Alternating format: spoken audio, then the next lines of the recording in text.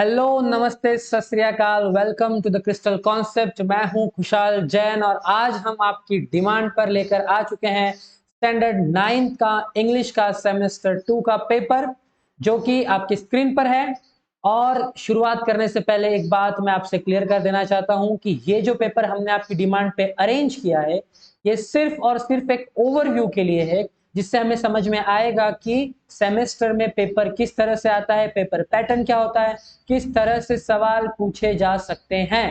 तो आप इसी माइंडसेट के साथ इस वीडियो के साथ बनिए रहिएगा। चलिए शुरू करते हैं। क्वेश्चन नंबर 1 हमेशा आपसे पूछा जाता है, डू एज डायरेक्टेड, यानी कि जैसा बताया गया है वैसा करिए।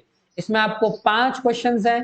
5 में से आपको हमेशा एनी 4 सॉल्व करने हैं, पर मैं तो कहता हूं कि अगर आपको पांचों के पांचों आते हैं तो पांचों आपको सॉल्व करना है, क्योंकि अगर समझ लीजिए कि आप 4 सॉल्व करते हैं और अगर उसमें से कोई एक रॉन्ग हो जाता है तो जो 5th आपने एक्स्ट्रा सॉल्व करके रखा है उसके मार्क्स जो है आपके कटते नहीं है और आपको 4 में से 4 मार्क्स जो है मिलते हैं। राइट। अब हमें जो है पेपर पैटर्न पे हम बार बार डिस्कस क्यों करते हैं? बहुत से बच्चों को लगता होगा कि आप डायरेक्ट हमें आईएमपी क्वेश्चंस बता दीजिए, हम वो कर लेंगे। लेकिन फ्रेंड्स, पेपर पैटर्न डिस्कस करना इसलिए जरूरी है क्योंकि बहुत बार, खास करके 10th के बोर्ड के एग्जाम में क्या होता है, मैं आपको बताना चाहता हूँ कि बहुत बार पेपर मिसप्रिंट हो जाता है या फिर बहुत बार बीच का पन्ना फट के निकल जाता है। एग्जामिनर आता है, हमें पेपर देता है, हम रखते हैं और लिखना चालू करते हैं और बाकी फ्रेंड्स लिख रहे होते हैं। 1 घंटे के अंदर हमारा पेपर हो जाता है। हमको लगता है अरे वाह, हमारा पेपर तो हो गया। लेकिन वहां हुआ ऐसा होता है कि बीच का कुछ हिस्सा या तो प्रिंट ही नहीं हुआ है या फिर जो प्रिंट हुआ पेपर था वो गलती से टूट के निकल गया है। तो ये मिस्टेक्स ना हो, ये आपको कैसे समझ में आएगा? जब आपको पेपर पैटर्न अच्छी तरह से याद हो, है ना। इसलिए मैं आपको क्लियर कर देना चाहता हूं कि आपको पेपर पैटर्न याद होना चाहिए कि क्वेश्चन नंबर फर्स्ट, उस क्वेश्चन नंबर फर्स्ट में इतने क्वेश्चन आते हैं, इसमें इतने क्वेश्चन आते हैं, ये इतने मार्क्स के लिए। जब आपको ये सारा पैटर्न माइंड में फिट होगा तो आपके क्वेश्चन पेपर में कोई भी मिस्टेक नहीं होगी। तो ये एक गलती से आप बचें, इससे गलती से आप बचें। इसलिए पेपर पैटर्न को डिस्कस करना और याद करना बहुत बहुत ज्यादा इंपॉर्टेंट है। चलिए शुरू करते हैं। तो हमेशा question number first is do as directed for any 4 करना है फॉर 4 मार्क्स। तो जैसे मैंने आपको कहा कि अगर पॉसिबल हो तो पांचों के पांचों आपको क्वेश्चन सॉल्व करने हैं। हम विद इन शॉर्ट हम इसको डिस्कस कर लेते हैं। ये क्वालिटी जो इस पेपर की ज्यादा अच्छी नहीं है, मैं जानता हूँ, बहुत मुश्किल से इस पेपर को हमने अरेंज किया है, पर जितना हमें ये समझ में आएगा उतना हम इसको सॉल्व करने की कोशिश करेंगे और इसका एक ओवरव्यू हम देख लेंगे। क्वेश्चन नंबर 1 जो है वो अल्फाबेटिकल ऑर्डर में अरेंज करना है। मीनिंगफुल वर्ड, यहाँ पे आपको एक मीनिंगफुल वर्ड दिया जाएगा, उसको अल्फाबेटिकल ऑर्डर में अरेंज करना है। क्वेश्चन नंबर 2 जो है मीनिंगफुल सेंटेंस बनाना है। यहाँ पे फ्रेज दिया हुआ है टू ब्रेक अप, यानी कि तोड़ना। ये वो ब्रेकअप नहीं है जो आप समझ रहे हैं, ब्रेकअप यानी किसी चीज को तोड़ना। तो इस वर्ड को यूज करके आपको जो है एक मीनिंगफुल सेंटेंस बनाना है। फिर पंचुएट करना है। पंचुएट यानी कि इसको कॉमा, फुल स्टॉप, जितने भी पंचुएशन मार्क्स है जो जहां पे एग्जैक्टली पुट अप हो रहे हैं वो उसको वहां पे पुट अप करना है। Question number 4 is find out hidden words from unhindered. ये अनहिंडर्ड जो वर्ड है इसमें से आपको क्या करना है, 4 हिडन वर्ड्स ढूंढने हैं। Right, okay. Now question number 5 is there, write 2 compound words of your own. Compound words यानी जो, जैसे कि रेलवे, रेलवे स्टेशन, है ना। जैसे कि आपको यहाँ पे लिख देता हूँ,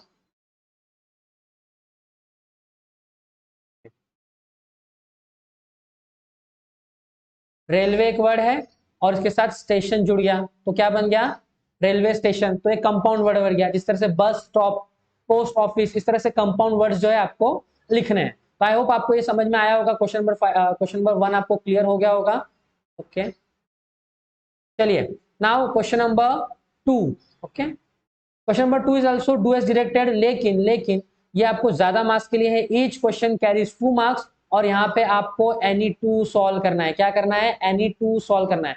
make 2 sentences to show difference of homographs. Firm, firm ये एक वर्ड है, इसके 2 अर्थ आपको बताने हैं। होमोग्राम्स आपको जो है वो बताना है, होमोग्राफ्स। उसके बाद सेकंड क्वेश्चन जो है ये आपको दिया है, इनडायरेक्ट स्पीच में आपको कन्वर्ट करना है। और थर्ड क्वेश्चन जो है उसमें आपको चेंज द वॉइस करना है। इन तीनों में से 2 करेंगे तो आपको 4 मार्क्स मिलेगा। बट आई सजेस्ट कि आप तीनों के तीनों सॉल्व करें। Now question number B, first का बी यानी कि हमको अब तक क्या समझना है। क्वेश्चन नंबर 1 आता है do as directed, grammar part है। क्वेश्चन नंबर 1 का ए, है ना। उसके बाद क्वेश्चन नंबर 1 का A2, ये आपको क्लियर हुआ है। उसके बाद क्वेश्चन नंबर 1 में आता है बी, याद रखना है क्वेश्चन नंबर 1 का B. Again do as directed, सब में डू एज डायरेक्टेड क्यों है? क्वेश्चन नंबर 1 जो है पूरा ग्रामेटिकल पोर्शन है, इन दोनों में से एनी वन करना है। यहाँ पे आपको कंपैरेटिव और पॉजिटिव डिग्री में इसको कन्वर्ट करना है। और क्वेश्चन नंबर 2 जो है, जो सबसे इजी है, यहाँ पे एक वर्ड दिया हुआ है विंड, उसका नाउन और वर्ब आपको बताना है। दोनों में से कोई भी एक सॉल्व करने पे आपको मिलेंगे 2 मार्क्स। आई होप आपको क्लियर हो गया होगा कि क्वेश्चन नंबर 1 में 2 सेक्शन आते हैं, A and B. A again divided into 2 parts, A1 and A2, and question number 1 का बी। तो आपको ये क्लियर हो गया होगा। इसके बाद section 2 is a textual passage, जो कि आपको पैसेज रीड करना है और उसमें से आपको फॉलोइंग आंसर्स ढूंढ के लिखने हैं। क्वेश्चन नंबर 2 जो 2 का जो ए है, उसमें देखिए पहला क्वेश्चन पूछा है क्वेश्चन नंबर 1 और 2। यहाँ पे बहुत ज्यादा रश हुआ है, ज्यादा क्लियर नहीं है, ज्यादा समझ नहीं पा रहे हम, लेकिन हमें इसका जो पैटर्न है उस पर ध्यान देना है कि क्वेश्चन नंबर 2 का जो A1 है उसमें 2 क्वेश्चंस पूछे 2 मार्क्स के लिए, उसके बाद A2 और A3। क्वेश्चन नंबर 2 जो है टेक्सचुअल पैसेज, वो आपको कंप्लीटली पूछा जाता है, 10 मार्क्स के लिए, राइट? कंप्लीटली 10 मार्क्स के लिए पूछा है। 2 मार्क्स यहाँ पर है, उसके बाद यहाँ पे नीचे जो 2 आपको क्वेश्चंस पूछे हैं, 2 और 2, 4 मार्क्स यहाँ पे हो गए। इसके बाद हम नेक्स्ट पेज की ओर बढ़ते हैं। यहाँ पे फिर आपको ये 2 मार्क्स के लिए पूछा गया है। Again A4 do as directed है, ग्रामेटिकल पार्ट है। उसके बाद A5 है, ये आपको 2 मार्क्स के लिए पूछा गया है। ओके, इसके बाद that is question number 3, question number 2 का बी, सॉरी, क्वेश्चन नंबर 1 का ए हमने देखा, A1 A2, क्वेश्चन नंबर 1 का बी हमने देखा। अब हम क्वेश्चन नंबर 2 का ए हमने देखा, A1 देखा, A2 देखा, A3 देखा, A4 और A5, 5 क्वेश्चंस देखे, each for 2 marks, so 5 question are for 10 marks. I hope आपको क्लियर हो रहा है। अगर ये वीडियो बहुत ज्यादा फास्ट हो रहा है तो आप इसको स्लो करके देखिए, रिपीट करके देखिए और पैटर्न को अच्छे से याद करिए, क्योंकि मैंने आपको इसके कॉन्सिक्वेंसेस बताए हैं कि अगर आपको पेपर पैटर्न याद नहीं होगा तो बोर्ड में किस तरह से आपका नुकसान हो सकता है, my dear friends. Now question number 2 का B, read the following passage. Again एक पैसेज दिया हुआ है, इसको रीड करना है और again it is given for 10 marks, है ना? यानी कि 2 पैसेज आपको दिए हैं 10 मार्क्स के लिए। और जो आपका क्वेश्चन नंबर फर्स्ट था, डू एज डायरेक्टेड, वो कंप्लीटली था आपका 4 and 4 8 मार्क्स, 8 and 2 10 मार्क्स के लिए। Question number 1 was also for 10 marks, question number 2 का A also for 10 marks and question number 2 का B is also for 10 marks. तो अब तक 30 मार्क्स का पेपर जो है हम लोग कवर कर चुके हैं। नाउ अब अगर हम पैसेज की बात करें तो हमेशा उसमें B1 या फिर A1 जो भी होगा, उसके बाद B2 B3 B4 और B5 तक, या फिर A1 A2 A3 A4 और A5 तक 5 क्वेश्चंस पूछे जाते हैं पैसेज में, each for 2 marks. So accordingly it is 10 marks, each passage for 10 marks, right? So जो लास्ट क्वेश्चन होता है, 5th क्वेश्चन, वो हमेशा आपका पर्सनल रिस्पॉन्स होता है। देखिए जैसे यहाँ पे क्वेश्चन पूछा है, do you like to travel long distance by train? अगर हाँ तो जस्टिफाई करो, अगर नो तो जस्टिफाई करो कि क्यों। अगर अच्छा लगता है तो क्यों, और अच्छा नहीं लगता है तो भी क्यों। Now move toward question number 3 which is for 5 marks. Obviously ये है पोएटिक सेक्शन, जिसमें आपको पोएम पूछी गई है, 5 मार्क्स के लिए है। इसमें A1 आपसे पूछा गया है, ट्रू एंड फॉल्स पूछा गया है। उसके बाद अगर हम देखें, ये जो पोएम का आधा हिस्सा इस पेज पे है, क्लियर नहीं दिख रहा है मैं जानता हूं, पर आपको पेपर पैटर्न समझना है। A2 A3 A4 each for 1 marks, 1 2 3, और जो A1 था वो 2 मार्क्स के लिए था। तो पोएम जो है वो आपको 5 मार्क्स के लिए पूछी है, यानी कि क्वेश्चन नंबर 3 का ए की जो पोएम है वो 5 मार्क्स के लिए। क्वेश्चन नंबर 3 में B, again poem is given, but यहाँ पे हमको कोई एक्टिविटी ना सॉल्व करने के बजाय यहाँ पे हमको लिखना है एप्रिसिएशन। एप्रिसिएशन में क्या क्या लिखना है? Title, poet, rhyming scheme, figure of speech और इसका सेंट्रल आइडिया, 4-5 मार्क्स। देखिए सेकेंड सेमेस्टर में आपको 3 से 4 पोएम आती है, 3 से 4 पोएम का आपको टाइटल, पोइट का नाम, राइमिंग स्कीम और फिगर ऑफ स्पीच, सिर्फ इतना सा ही याद करने पे आपको 5 मार्क्स कैसे भी आपको 5 मार्क्स मिल सकते हैं। यानी कि कितना आसान है ये 5 मार्क्स, आपके हाथ के मार्क्स है जो आपको जाने नहीं देने।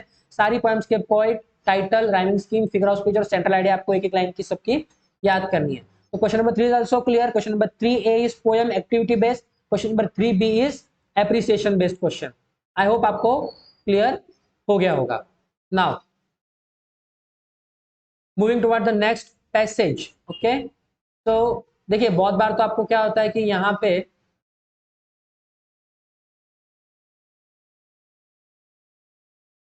आपको यहाँ पे पोएट का नाम जो है ऑलरेडी गिवन है, पर बहुत टाइम आपको इस पर डिपेंडेंट नहीं रहना है, नहीं भी हो सकता है, पर यहाँ पे पॉइंट का नाम गिवन है तो ये आपका प्लस पॉइंट है, पर आपको एप्रिसिएशन अच्छे से करना है। Now section 4 is there, question number 4 का A, read the following passage, है ना। अगेन 4 का ए फॉर कितने मार्क्स के लिए है, 10 मार्क्स के लिए है। ओके, पैराग्राफ है, अनसीन पैसेज है, 10 मार्क्स के लिए आपको पढ़ना है। इसमें ग्रामेटिकल सेक्शन है। क्वेश्चन नंबर 3 जो होता है इसका हमेशा ग्रामेटिकल होता है, 4 इज ऑल्सो ग्रामेटिकल होता है, एंड 5th जो होता है वो हमेशा पर्सनल रिस्पॉन्स होता है। यानी कि आपको याद रखना है कि हर पैसेज में 5 क्वेश्चन पूछे जाते हैं, ईच फॉर 2 मार्क्स, यानी कि the passage consist of 10 marks. Her poem आपको 5 मार्क्स के लिए पूछी जाती है, जिसमें आपको 4 क्वेश्चन पूछे जाते हैं। पहला क्वेश्चन 2 मार्क्स के लिए और बाकी के तीनों 1-1 मार्क्स के लिए पूछे जाता है। आई होप आपको समझ में आ रहा होगा। अगेन क्वेश्चन नंबर 4 का बी, अगेन आपको यहाँ पे समरी राइटिंग करनी है, यानी जो आपने ये अनसीन पैसेज पढ़ा है इसको आपको 1/3, यानी कि जितनी भी लाइंस होगी इस पैसेज में उसका 1/3 हिस्से में आपको जो है समरी राइटिंग लिखनी है। अगर आपको समरी लिखना नहीं आता या फिर आपको एस्टिमेट करना नहीं आता कि कितने लाइंस में आना चाहिए, तो जरूर कमेंट सेक्शन में बताइए। आपके डिमांड पर, आपके कमेंट पे हम समरी राइटिंग पे स्पेशल वीडियो लेके आएंगे। इतने अच्छे से प्रैक्टिस करेंगे, इतने अच्छे से प्रैक्टिस करेंगे कि पेपर में आग लगा देंगे। असली आग नहीं लगानी, यानी कि बहुत शानदार हमें मार्क्स मिल सकते हैं। लेकिन आपकी जिम्मेदारी बनती है वीडियो को लाइक करना, सब्सक्राइब करना, अपने फ्रेंड्स से शेयर करना और ज्यादा से ज्यादा कमेंट करवाना। जो चीज आपको सीखनी है, अगर आपको हमारा पढ़ाया हुआ अच्छा लगता है, समझ में आता है, तो जो चीज आपको सीखनी है वो आप कमेंट सेक्शन में हमें जरूर बताइए, या फिर हमारा जो टेलीग्राम चैनल है उसकी लिंक हम डिस्क्रिप्शन में दे देंगे, आप वहां पे हमसे जुड़ सकते हैं। Now will move toward the next question, that is question number 5।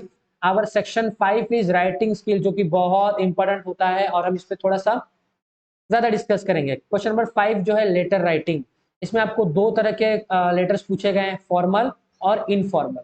Formal यानी ऐसे लेटर्स जो आप ऑफिशियल वर्क के लिए लिखते हो, ऑफिस में, स्कूल में। देखिए, अब आप स्कूल में छुट्टी के लिए, किसी चीज के लिए अगर स्कूल प्रिंसिपल को अगर आप लेटर लिख रहे तो वो हो गया फॉर्मल। पर अगर आप स्कूल प्रिंसिपल जो है वो आपका फेवरेट टीचर है, उसका बर्थडे है और आप उसको लेटर लिख रहे हो, लिख तो प्रिंसिपल के रहे हो, लेकिन दोनों वक्त कॉज जो है, रीजन जो है वो अलग अलग है।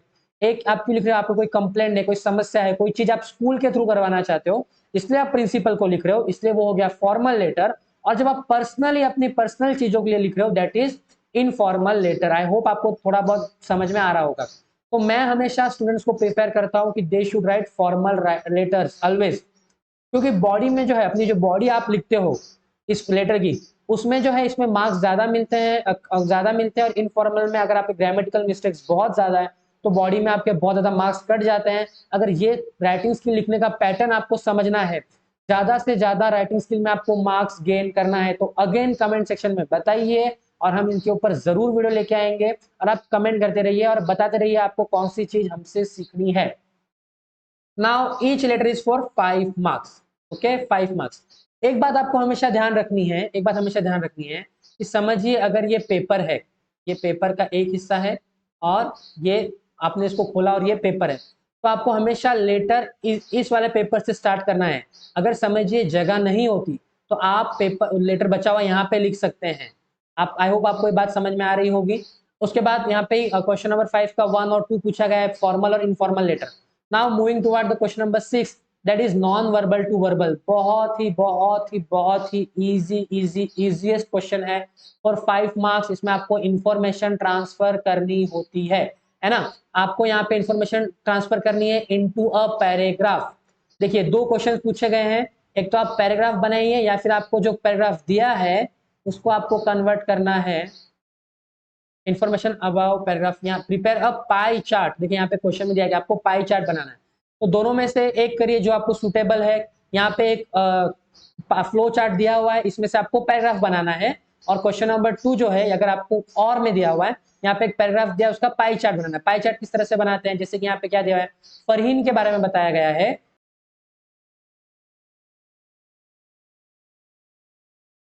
ओके, फरहीन जो है, फरहीन के बारे में बताया कि receives 4,000 every month from home for her expenses. In month of November she spend 1,600 rupees canteen के लिए। She remitted 800 for school fees, another 800 she paid advance for forthcoming school trip के लिए उसने कर दिया। 400 उसने किसके लिए किया, साइकिल रिपेयर के लिए। 400 उसने किया सेविंग अकाउंट में। तो हमें बताना है कि उसने अपनी जो जितना भी उसको पैसा मिलता है उसने किस हिसाब से उसको डिवाइड किया है। तो आपको यहाँ पे एक इस तरह से एक पाई चार्ट बनाना है, अच्छे से कंपास से आपको अच्छे से ये बना लेना है, सर्कल बना लेना है। उसके बाद टोटल कितने उसने अमाउंट खर्चा किया है, वन, ये तो उसको टोटल मिला है, तो यही हमको डिवाइड करना है, इसलिए हम इसको कंसिडर नहीं कर सकते। 1 2 3 4 5, तो इसके हमको 5 हिस्से करने हैं। अब सबसे बड़ा हिस्सा कौन सा होगा, 1600 का, तो ये 1600 का हो गया। नहीं चलिए ये हम इसको 400 ले लेते हैं, यहाँ पे स्पेस थोड़ी कम है इसलिए हम 400, बड़ा वाला हिस्सा ले लेते हैं 1600। यहाँ पे कोई भी आपको मेजर करके नहीं, आप अंदाजे से बनाना है। उसके बाद यहाँ पे आपको 800, अगेन 800 और बचा हुआ 400, और जो भी बचा हुआ है वो 5 हिस्से बना के आपको इसमें डिवाइड करना है। दैट्स इट, इतना इजी है। कितने मार्क्स के लिए, 5 मार्क्स के लिए। ये क्वेश्चन आपको गलती से भी नहीं छोड़ना है। जिनको राइटिंग स्किल्स नहीं आता है, मैं आपसे बार बार कह रहा हूँ, राइटिंग स्किल में अगर आपको डर लगता है तो आप कमेंट सेक्शन में कमेंट करिए, हम राइटिंग स्किल पे आपके राइटिंग स्किल के लिए एक बहुत ही शानदार वीडियो लेके आएंगे और आपके सारे डर भाग जाएंगे। क्वेश्चन नंबर 6 का B is there speech writing और व्यू काउंटर व्यू आपको करना है। या तो आप स्पीच लिखिए या फिर आपको व्यू काउंटर व्यू पहले हम स्पीच राइटिंग पे डिस्कस कर लेते हैं। ओके, एक यहाँ पे आपको imagine you are head boy and head girl of your school, आपको स्पीच लिखना है valedictory function of the SSC student, यानी कि जो एसएससी स्टूडेंट है 10th के, उनका फेयरवेल फंक्शन है, उसके लिए आपको एक स्पीच बोलना है। तो उसमें ये सारे पॉइंट्स आने चाहिए, ये सारे पॉइंट कंसिडर होने चाहिए। तो एज यूजुअल आप हम अपने स्कूल में स्पीचेस सुनते होगे या फिर आप स्पीच डिलीवर करते भी होगे, तो आपको पता है स्पीच की शुरुआत किस तरह से करनी है, good morning my dear friends, और वो सारा सेंटेंस लिख के आपको शुरुआत करनी है। और इसमें आपको एक बात का ध्यान रखना है कि आपको हर एक जितना भी आप पैराग्राफ इंक्लूड करोगे उसमें लास्ट में आपको एक क्वेश्चन जरूर पूछना है। क्यों? क्योंकि अगर आपके टीचर्स या आपके सामने आपका कोई फ्रेंड आता है, बक बक करके चला जाता है, आपसे इंटरेक्शन नहीं करता, वो ध्यान भी नहीं देता कि आपको समझ रहा है कि नहीं समझ रहा है, तो आपको जरा भी उसकी बात सुनने में इंटरेस्ट आएगा नहीं। तो जब आप भी स्पीच दोगे, अगर आपकी ऑडियंस आपसे इंटरेक्ट नहीं करेगी, अगर उनको आपकी बात समझ में नहीं आ रही, तो आपका स्पीच देना जो है वो उसके कोई मायने नहीं रखते। और यहाँ पे देखिए हमारे सेक्शन का नाम ही राइटिंग स्किल है, यानी कि आपकी स्किल्स इंप्रूव होने चाहिए। आपको मार्क्स अच्छे मिलेंगे ही, पर आपकी स्किल्स भी इंप्रूव होने चाहिए। तो आपको ध्यान रखना है कि हर एक पैराग्राफ में आप एटलीस्ट एक क्वेश्चन तो पूछिए, जिससे क्वेश्चन पूछने से क्या होता है, ऑडियंस आपसे क्या करती है, इंटरेक्ट करती है और आपका स्पीच और भी अच्छा होता है। Now question number 2 is there view and counter view. यहाँ पे एक व्यू दिया हुआ है, ये क्वेश्चन आपको रीड करना है। Topic is the use of internet can enhance student learning. उसके ऊपर कुछ व्यूज दिए हुए हैं, अगर आपको लगता है कि हाँ ये राइट है तो आपको लिखना है, और लगता है कि नहीं इंटरनेट हमारे लिए सही नहीं है, उससे बहुत सी गलत चीजें भी होती है, तो इसका जो काउंटर व्यू है वो आपको जो है यहाँ पे लिखना है। तो आई होप आपको समझ में आ गया होगा। Now okay, last but not a least, section 6 is creative writing, है ना। यहाँ पे आपको सारे अपने स्किल्स दिखाने हैं। क्वेश्चन नंबर 7 का 1 एक्सपांड द आइडिया है, then A1 A2 and question number 7 का B1 and B2। I hope आपको कंसेप्ट समझ में आ गया होगा।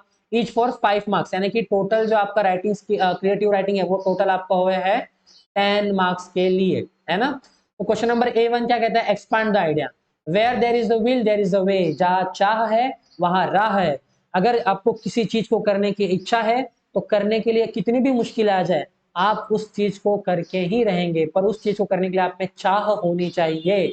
अगर आपको अच्छा स्कोर करना है, नो मैटर आपको कितना याद रहता है, कुछ समझ में आता है नहीं आता है, पर अगर जिस दिन से आपने ठान लिया उस दिन से आप मेहनत करना शुरू करेंगे और अपने आप सारी चीजें सॉल्व होती जाएंगी, आपकी सारी प्रॉब्लम सॉल्व होती जाएंगी और आपको धीरे धीरे सारी चीजें समझ में आने लगेगी। तो ये जो आइडिया जिस तरह से मैंने अभी आपको समझाया उस तरह से आपको एक्सपांड करना है एग्जाम्पल देके। पहले तो where there is a will there is a way का मतलब समझाना है 4 लाइन में, फिर आपको इसको जस्टिफाई करते हुए एक एग्जाम्पल देना है, उसके बाद लास्ट में आपकी व्यूज आपको रखने हैं फॉर 5 मार्क्स। अगर आपको ये करने में बहुत मुश्किल होती है तो आप A2 न्यूज रिपोर्ट कर सकते हैं। इसको आपको न्यूज रिपोर्ट करना है, हाउस कोलैप्स एंड यहाँ पे थोड़ा सा मिस प्रिंट हो गया है, एंड समवन शायद 10 या 20 किल्ड, यानी कहीं पे घर गिर गया है और कुछ लोग मर गए। तो ये चीज हो चुकी है, इसलिए आपको इस पे न्यूज लिखना है। पर इसमें ध्यान रखना है कि आपको इस न्यूज का सबसे पहले देना रहता है हेडिंग, हेडिंग के मार्क्स है। उसके बाद ये किस शहर में हुआ है, दिल्ली, और किस डेट को हुआ है, 20 मार्च लिख दिया। 2 कॉलन दे दिया और आपकी न्यूज लिखना पास्ट टेंस में आपको शुरू करना है। कौन से टेंस में लिखना है? पास्ट टेंस में। Always you will write the news in past tense, because news हम उसी का लिखते हैं जो हो चुका है। आई होप आपको समझ में आया होगा। नाउ क्वेश्चन नंबर 7 का बी, एक स्टोरी नरेट करनी है, एक स्टोरी डेवलप करनी है और सेकंड में आपको नरेट करना है। यहाँ पे 80 to 100 वर्ड्स लिखने हैं। यहाँ पे गिव अ सुटेबल टाइटल, आपको एक टाइटल देना है और decide to always take prudent decision. यहाँ पे स्टोरी का जो टॉपिक है वो एक्चुअली कट हो चुका है, पर जो भी कुछ टॉपिक होगा उसके ऊपर आपको 80 से 100 यानी कि एटलीस्ट 10 से 15 लाइंस जो है आपको लिखनी है। उसके बाद B2 is there narrate an experience, आपको अपना एक्सपीरियंस बताना है, अगेन 10 to 15 लाइन। यहाँ पे गिव अ सुटेबल टाइटल देना है।